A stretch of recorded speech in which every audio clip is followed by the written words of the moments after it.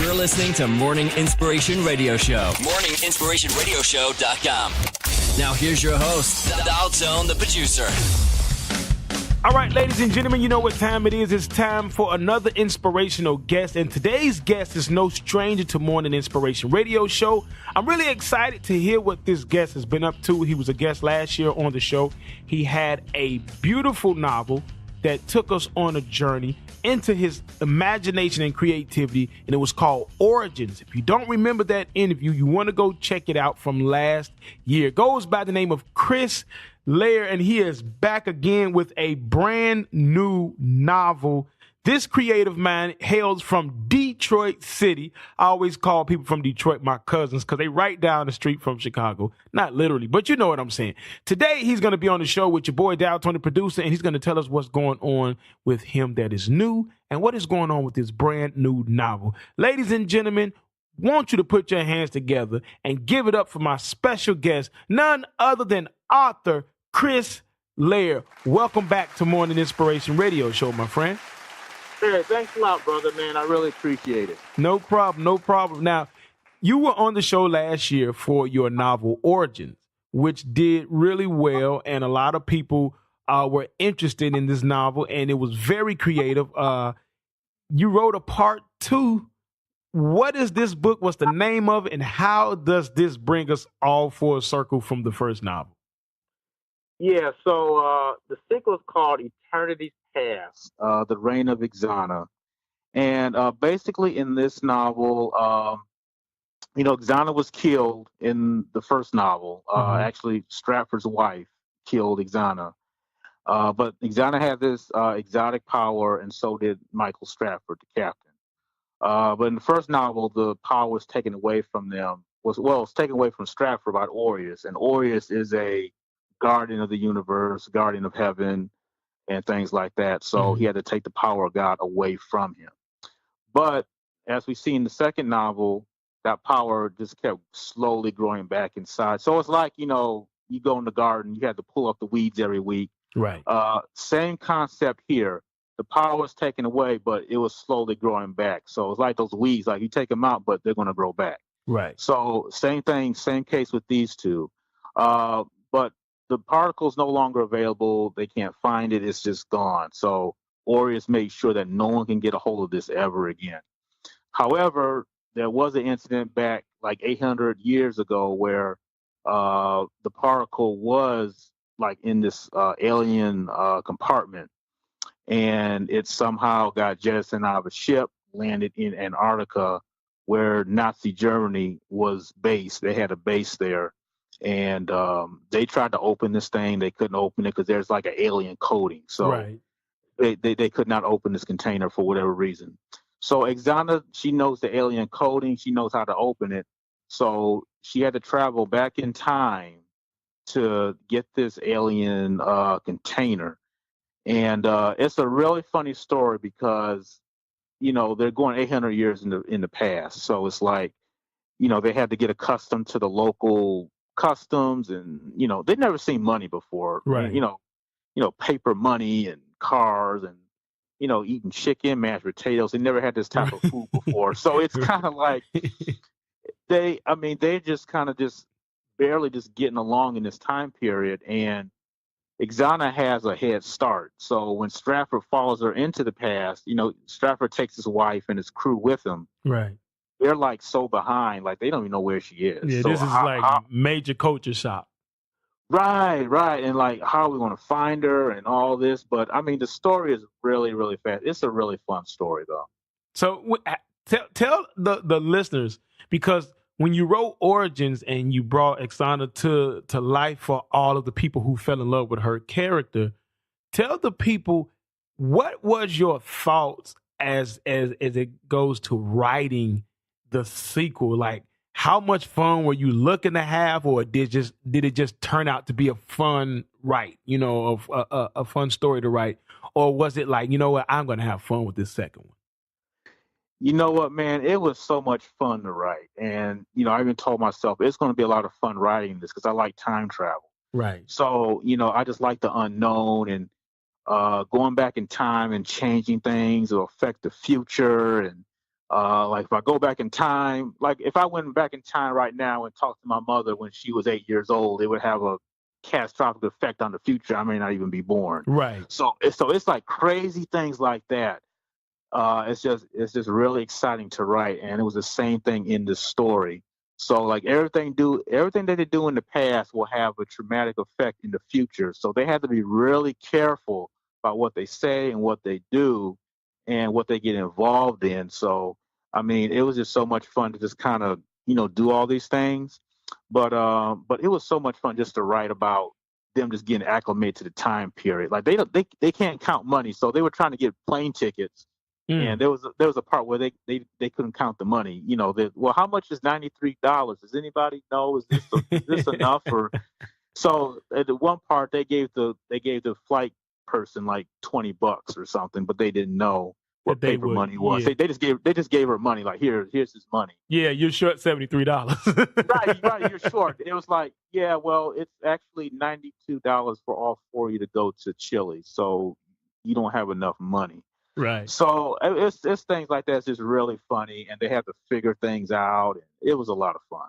Isn't it amazing how the human mind and imagination works? Like people don't really. I listen to a guy all the time by the name of Jim Quick. I don't know if you ever heard of him, but Jim Quick always does exercises with the brain. Typically, he believes that the memory that you experience always has an emotion connected to it, which comes from the right side of the brain, which is where the imagination comes from. And you would be shocked to know how many people don't utilize their imagination. You, on the other hand, 100% embrace it. Tell the people what they can expect from this book that is different from the first one. Well, you know what? I mean, I think whoever reads it will just have a good time reading it. I've had a few feedback from some fans who read it. They said they couldn't put the book down. I mean, it is, and that makes me feel good. That lets me know I did my job. Yeah. But I mean, from page 1 to page, I think it's like 410 pages. From the first page to the last page, like it's this journey that you can actually see these people going on. And it is just, I mean, it's just, and you know what about this story? It's really funny too. I mean, it's also a lot more humorous than the first one. I was going to ask you that, because if it's that much fun to write, I'm pretty sure it had to be some comic relief in there. It is, because they're in 1941 and they don't know, like, they're trying to get to the time period. I mean, even the clothes, they was like, we got to wear these clothes? What is this? They're afraid to get into an airplane. Like, does this airplane have like warp speed? It was like, no, it's it's just a standard plane that takes you from A to B. Right, but they've never seen an airplane before. Right. So it's stuff like that that's really funny. And Xona has to go back in time, and she needs money and she needs resources to get where she needs to go.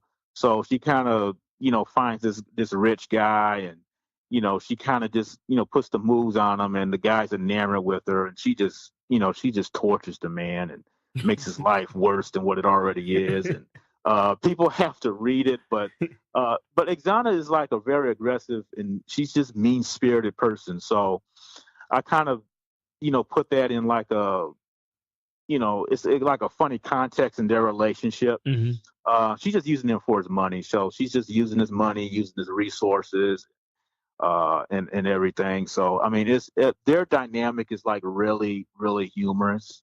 And I got a kick out of it myself. When I read it, like, I laugh. So, I know that it's funny if I can look at something like my own story that I wrote and laugh at it. What about, like, because this sounds like this would be a dope screenwrite. You know what I mean? Like, if somebody actually could put this, I mean, first, let us get and digest the book first. But like, if you was to actually write this for a film, I think this would be a dope movie. Hey man, thanks a lot. I appreciate that. Yeah, we're working on that right now. So hopefully that'll be something that will come up really, really soon. It's a movie that I like to see. It's just fun. I want people to have fun when they read something, right. And I want them to be involved in it, and they're just like, "Wow, man, like this is good." So I had people email me or tell me in person that, wow, your book is like, I couldn't put it down. It was like a page turner. Yeah. Because like there's a little mystery in it too. Like you just need to know what's going to happen next. You know Right. what I mean? Yeah. Right. You know what? Do you do like audiobooks? Because there's like I have a lot of friends who are truck drivers. Okay. I've actually purchased Mel Robbins' book. What was the latest one I purchased? Um, I think it was called Neurolinguistic Programming or something like that. Okay. And my friend, he actually drives over the road, so that's how he listens to books. You ever thought about taking these books, whether it's your voice or it's a paid, narrator, and have them do like an audio version of each book? Yeah, that's something I am considering because I have talked to a few people, and they're wondering if there are audio books available for my novels. Because I talked to people, they have jobs where, like you said, they travel. So I know people who are, they work, they're mail carriers, and they can't read while they're, doing the mail. So they usually listen to music or listen to books while they're on the road. Right. Same thing for truck drivers, and people just do a lot of traveling. So that's an avenue that I'm going to explore, and I'm going to see about doing. I would like to narrate it, but I think I would probably have someone else do it. They'll probably do a more efficient job than me. But yeah, that's the avenue that we're going to explore. Well, I think that would be really, really dope because there's a lot of people who exercise, who get up and do morning jogs and sprints, or they're on the treadmill at the gym. And most of the time, they're listening to music, but a lot of times you can get a lot of information in when you are just popping in some earbuds. And ladies and gentlemen, if you are a writer, right, and you have a creative side, there is no better way than to express in detail what it is that you think and feel, like writing the way that he is doing it, putting out these novels. Now, where can people go to get this second novel? Is it the same place, Barnes and Noble and all of that good stuff? Yeah, you can go to barnesandnoble.com. You can go to booksamillion.com. You can go to amazon.com. You can also go to lulu.com. That's LULU.com. And just put Eternity's Past, the Reign of Xona in the search engine, and it'll pop up. Or you can just go to the science fiction section. And it's actually in the top picks of science fiction on their page. So it'll be like right there. Or you can just go to my website. You can go to chrislaird.net. That's CHRISLAIRD.net.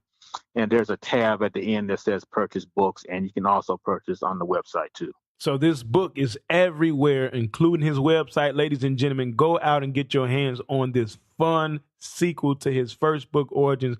Now, who are some of your like authors that you look up to? When you write, do you try to add a little bit of somebody's flavor to it, or is it all just whatever you believe in creatively, absorb?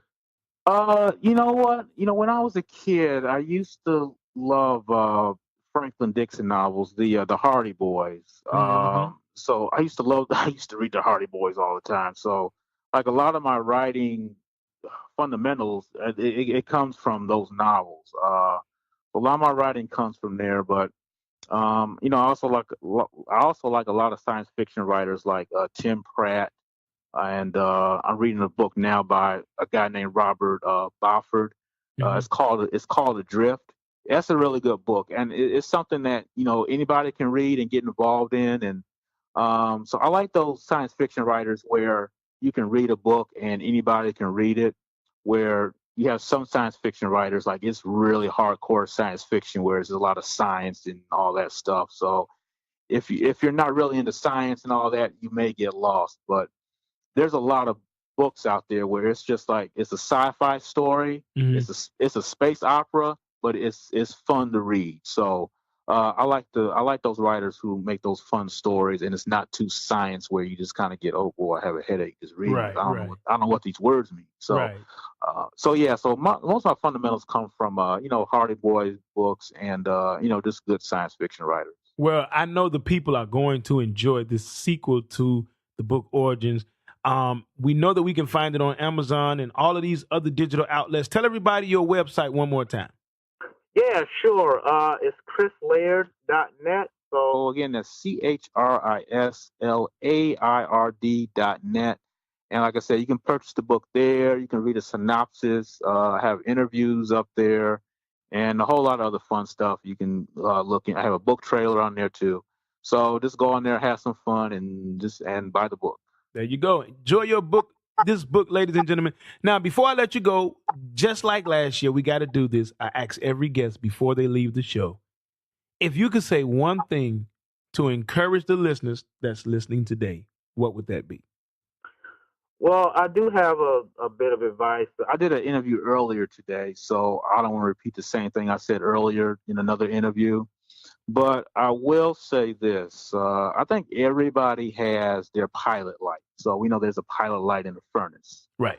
I think everybody has their pilot light, and you need to ignite it somehow.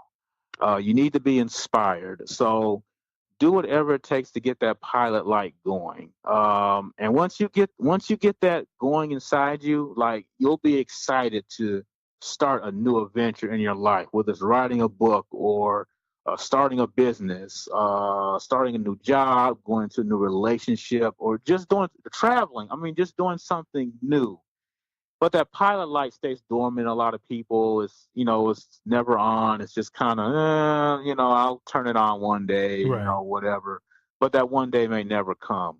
So I always tell people, man, just make sure, like, whatever you want to do, you go ahead and do it, man, because that pilot light is everybody has it. So yeah, I mean, once you get that going, like, your possibilities are just endless, and you would thank yourself at the end of the day that you actually took that first step, and you got to where you are. And it's okay to fail. You tried and you failed, but the thing is that if you learn from it, yep, you say, okay, you know what, that didn't work out. I can try it this way.